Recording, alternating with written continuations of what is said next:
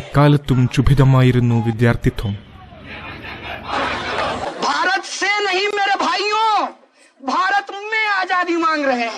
അനീതികൾക്കെതിരെയും രാഷ്ട്രീയപരമായ അരുതായ്മകൾക്കെതിരെയും വിദ്യാർത്ഥികൾ നിരന്തരം ഒച്ചവെച്ചു.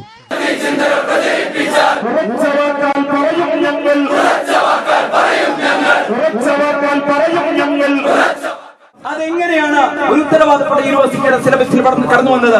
അധികാരത്തിന്റെ അന്തഃപുരങ്ങളിൽ സുഖശീതള ഛായയേറ്റ് സുഷുപ്തിയിലാണ്ട ഭരണാധികാരികളെ അവർ ഒച്ചവെച്ച് ഉറക്കമുണർത്തി. വിദ്യാലയങ്ങൾ അറിവുൽപാദനത്തിന്റെ ഉറവിടങ്ങളാണെന്നും യന്ത്രമനുഷ്യർ ജീവിക്കുന്ന ഫാക്ടറികളല്ലെന്നും അവർ വിളിച്ചു പറഞ്ഞു. എന്നിട്ടും നമുക്കിടയിൽ രോഹിത് വിമുലയും ജിഷ്ണുവുമുണ്ടായി. അരുതായ്മകൾ അരങ്ങുവാണ ഒരു ദുർദിനത്തിൽ തസ്നി ബഷീറും. ക്യാമ്പസുകൾ അരാഷ്ട്രീയതയുടെ ഊഷരതമുറ്റിയ കോൺക്രീറ്റ് കാടുകൾ മാത്രമായി മാറുന്നതാണ് സമീപകാലത്ത് നമുക്ക് കാണേണ്ടി വരുന്നത്. നീതിയും അനീതിയും ചർച്ച ചെയ്യപ്പെടാത്ത, മൂല്യങ്ങളെക്കുറിച്ച് സംസാരിക്കപ്പെടാത്ത, മാനുഷികതയുടെ ഉറവപറ്റിപ്പോയ ഒരു തലമുറ ദൗർഭാഗ്യവശാൽ ഈ കോൺക്രീറ്റ് സമുച്ചയങ്ങൾക്കുള്ളിൽ വെച്ച് നിർമ്മിക്കപ്പെടുന്നു.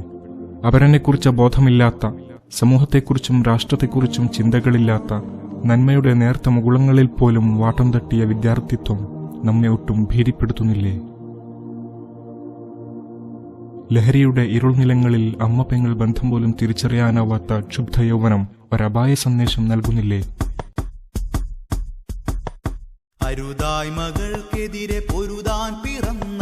വീണ്ടെടുക്കേണ്ടേ നമുക്ക് ആ പഴയ ഊർജ്ജസ്വല യൗവനം?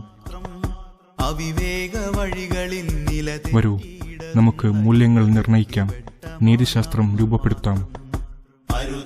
SSF professor meet March 10, 11, 12 Mydin campus, Malappuram. Diagnose values, design ethics.